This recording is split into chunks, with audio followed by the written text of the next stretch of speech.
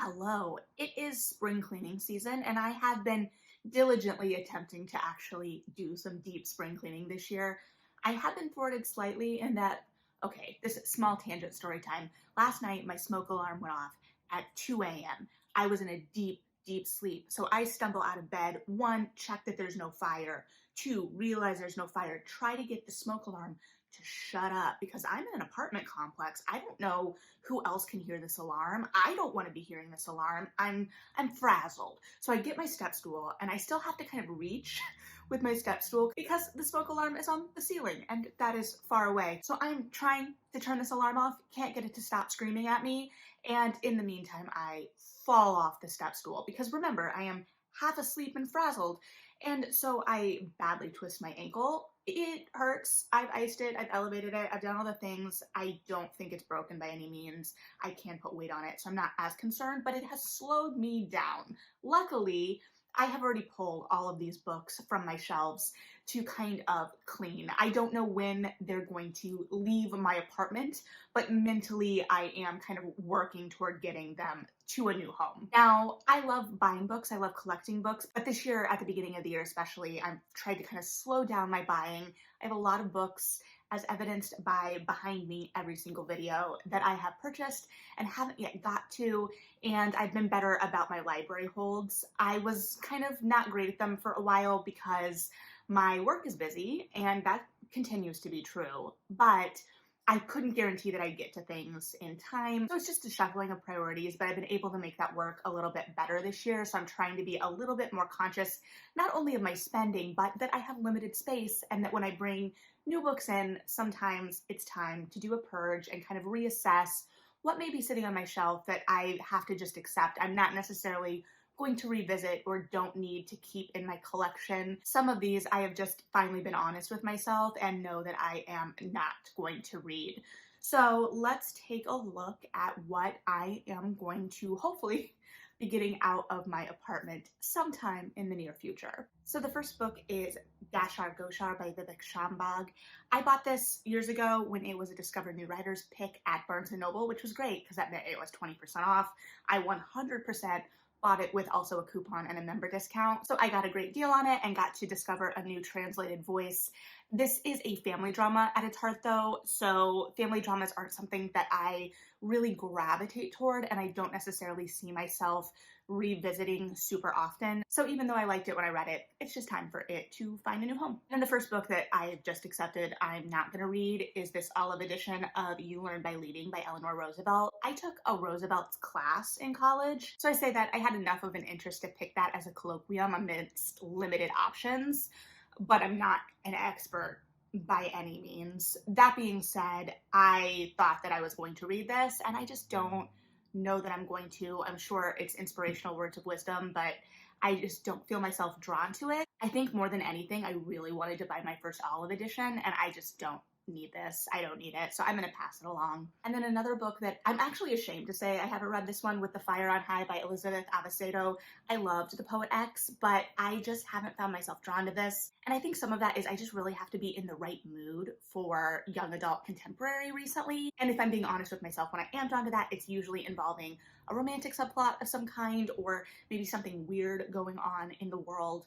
So I just don't know. This just keeps getting bumped down the list, and I think I have to finally accept that I'm not necessarily going to get to it for the sake of passing it on to somebody who really needs it or would love it. So I 100% still hope to get to this book someday. I just think I'm going to get a library copy when I get to that point in my TBR. Fingers crossed. The TBR keeps growing. I guess to continue the trend of books I've accepted, I'm not going to read Any Man by Amber Tamlin. I bought this with a coupon again, you know, big surprise. And I enjoyed her poetry, so I was very interested when this came out as a novel into what that would be. And I also heard her speak at Printers Row Lit Fest years and years and years ago about her poetry. So I was intrigued, but I just never picked it up. So yeah, I've been holding on to this under the misguided assumption that I would take it to the beach and read it. But I think this is a much darker, angrier book than I want to be reading at the beach should I get to the beach and read a book. So I think I just have to accept that I need to pass this one on. I may have a friend who is interested in reading this, so I might just give it to her and see what she thinks. And if she likes it, maybe, hey, I'll swing back around. And with things that I just haven't felt myself drawn to and haven't read subsequently, Manhattan Beach by Jennifer Egan. I was so excited when this came out. I liked A Visit from the Goon Squad, but I just would pick this up and look at it and not feel at all compelled by it. Also, this copy, which I'm very grateful for the autographed, and I think this was like the last, but the binding, you can kind of see this yellowing of the edges, which don't even get me started on that. I may talk about it another day, but a lot of my books are doing that. I don't know really what else I can do in the space that I am in, but the binding is just, you can almost hear it. I don't know if you can hear it, but it like creaks like old joints when it opens, and I can just tell it's not gonna hold up well when I read it. Bad binding on hardcovers drives me up a wall. So I just haven't been super compelled to pick up the story, unfortunately, and I know the binding would be so frustrating to me while reading, so that has also kept me from picking it up. And I just have to, I think, accept that it is time for it to find a new home, and I'm sure there's someone that would enjoy reading it and isn't gonna care what's going on with the binding and will enjoy the story and be compelled by it. So we'll get it to a home where that will happen, hopefully. Okay, I think I'm just gonna keep going with things I haven't read. The Winter Sister by Megan Collins. This is a book of the month edition, so this was given to me by my mother, which means I will not be personally passing it on, but just giving it back to my mother. I think she gave it to me when I was borrowing another book of the month book, and she was like, here's one too. I have to be in the right mood for thrillers, especially after like the heyday. I mean, we're still in kind of the heyday, but I was a bookseller at the very height of thrillers. Well, I guess I should say thrillers led by unlikable or untrustworthy female protagonists, unreliable narrators, I should say. So I enjoyed the trend and it sells super well. This isn't one that I'm gonna feel compelled to read, unfortunately. So I will just pass it back, and who knows, she may put it in a little free library at home. But that way, someone that wants to read it will read it, because there are a lot of people that want to read thrillers, so I'm sure that this will make someone very happy. And then Westside by W.M. Ackers. This is like a historical murder mystery type thing, I think, and I think that there's some really weird elements to it, and I was super compelled by it. It just kept getting bumped down and down and down my TBR. So if any book comes off the pile, I think it will be this one. I'm still intrigued. And it's not super long. It's under 300 pages. So I may still be on the fence about this one. I guess we'll see if it shows up in a monthly wrap-up at some point in the future, and then we'll have an answer. Or it won't, and then we'll have an answer. But there we are. Okay, I think this is the last one I haven't actually fully read. This one I've read parts of, and that's Over the Top by Jonathan Van Ness. So I did go to an event for this book. It's signed. It was part of the book tour for the release. Celebrity memoirs aren't something I'm super drawn to super often. I do read them, and clearly I bought it. I don't know. I'm holding on to it for sentimental reasons as much as anything. It was a lovely night with my friends and it was a great talk, but I don't know if I need to hold on to this on my bookshelf. I don't know. Assessing still, I guess, kind of. Okay, and then I have Night Theater by Vikram Perlakar. I can see myself talking myself into keeping this book in this moment, but we'll see how this goes. This follows a doctor in like a remote village, and he's kind of wrapped up in the bureaucracy and the politics of things, and there's a lot going on there. And he's been placed in kind of this remote area because of a scandal in his past, and there is history. And then a family shows up that has been killed in a violent accident, and he has the course of the night to try and save them. And so it's weird and supernatural, both things I love, of course, and takes a look at some deep themes. I just don't know if I see myself revisiting it, and I definitely would like more people to read it. So we'll see. The real question may become how many of these books end up leaving my apartment. I don't know. So next, These Vicious Masks by Taryn Shanker and Kelly Zekis. This is a young adult supernatural romance taking place in 1882 in England. So lots of things I like in this. I just am not going to revisit it. So it is time to pass it along. But yeah, if you enjoy young adult supernatural romances, I remember this being a good time. Okay, and then Love, Hate, and Other Filters by Samira Ahmed. I really enjoyed this book. I think it was the first Barnes & Noble young adult pick for the Discover New Writers Bay, if I'm remembering correctly. Don't quote me on that. It was definitely a big deal that it was a young adult and selected. Really great. Unfortunately, I just don't know that I'm going to reread it, so I would rather get it into the hands again of someone who will. And I'm kind of debating. I know that there are some little free libraries near some high schools in the city, so I'm tempted to take a lot of the young adult books and put them in little free libraries near high schools, but we'll see. And in The Impossible Logic of My Life by Benjamin Alira Sainz, I'm just not going to reread it, so it's time to pass it along. And then The Tiger at Midnight by Swati Tirthala, also really enjoyed. I need to still finish the series, but I don't think that I'm going to go back and reread this or revisit it enough to hold on to it, especially because I think that other readers would really enjoy getting to experience it for the first time. So I'm going to pass it along in hopes that it will continue to find more readers. The Sellout by Paul Beatty, very important, very good book. I just don't know that I am going to revisit it, but I know it's popular and important enough that I'm sure people would be thrilled to find a copy out and about, so I am going to help make that happen. And then the Carve the Mark duology by Veronica Roth.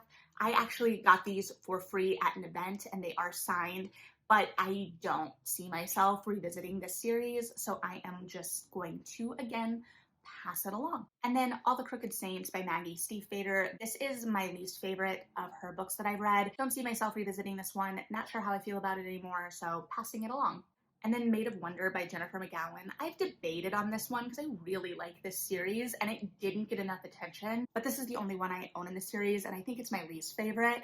But the series follows a group of young women who are spies for Elizabeth I, which the whole concept of that I love. And so there's plotting and intrigue and romance. And this one I think also involved like Nostradamus and John Dee and kind of like that side, the astrological side of the court. But it just wasn't my favorite of the books we got. And unfortunately, we didn't get a book for every girl in the group, which I'm still really, really bummed by. So I have no regrets about buying this because I really wanted to support the series and I wanted the series to continue. So I'm still bummed about this one for sure. The fact that the series didn't continue, not the book. Okay, and then Blood and Honey by Shelby Mahurin. This is the sequel and the middle of the trilogy for the Serpent and Dove book. I enjoyed Serpent and Dove. I did, clearly. I bought the sequel. This book I enjoyed. I thought it was interesting. I thought it was a good sequel. The third book I hated, like really hated. Again, everything is always subjective. It's always just my opinion, right? But my opinion was that I did not like that book. I didn't resonate with it. I don't think that the series should have been a series. I think it should have been a standalone. I think we could have tied things up very interesting in the first book. It would have taken some maneuvering, but it could have been done. The third book just felt completely unnecessary and nothing really happened. And because of my reaction to that book is coloring my reaction to this book, because it felt like this was a middle to nothing. Because the third book didn't really feel in tandem with this book. It just, I don't know why I have it. I'm not going to revisit it. If I revisit anything from this series, it'll be the first book only. The caveat being, if it does get picked up and I need to kind of like refresh so I can analyze, maybe, but I don't feel the need for this to be on my shelf, unfortunately. And that is a huge, huge bummer for me because, again, I did enjoy the first book. It was a very buzzy series, especially online. But again, I think a lot of the fault that I have with this series comes from trying to shoehorn it into a series. I don't know that it needed to be. To be fair, I don't know if it was intended that way from the get-go, like if it was pitched that way, if the author was asked to continue as a series. I don't know that trajectory. I just unfortunately don't think it worked as a series. There were definitely sparkling moments, but overall it's just taking up space on my shelf, and when I look at it, I think about how I was ultimately pretty disappointed. So I'm just gonna pass that along. And then potentially the most controversial in terms of me getting rid of, but remember, again, all subjective, my own taste, doesn't say anything. I'm getting rid of Turtles All the Way Down by John Green. I didn't like it. I didn't like it. And I like John Green as a person. I think he is a great asset to Indiana for sure. I loved The Fault in Our Stars when that came out, but I'm not a John Green diehard, and I just ultimately didn't like this enough to want to hold on to it. And I did buy it right when it came out. I got a signed copy, so I'm sure there is someone that this would mean a lot to that could have it instead. I know that this just got optioned. I guess I'll see if I feel compelled to watch it. I didn't watch Looking for Alaska. And even though ultimately this book didn't work for me personally, I'm glad that it spoke to a lot of people, that it made a lot of people feel very seen, and that it was a satisfying follow-up, especially after the hype of The Fault in Our Stars for so many people. Because that's a really hard thing to do, is follow up something that became that big. So yeah, unfortunately, this one didn't work for me, and that is okay. So for now, I'm going to shuffle all of these books back to the corner I have them in until I can kind of figure out how I'm going to disperse them further. But hopefully that'll make more room on my shelves 4 new books. Indie Bookstore Day is quickly approaching, and I'm sure I will acquire new books for sure that day, but I just needed to kind of make room, and in mental room too, right? Like too much clutter starts to feel kind of claustrophobic. So even though I love books and loved a lot of these books, sometimes you just have to weed your own personal collection as well. So thanks for hanging out, read something good, and yeah, bye.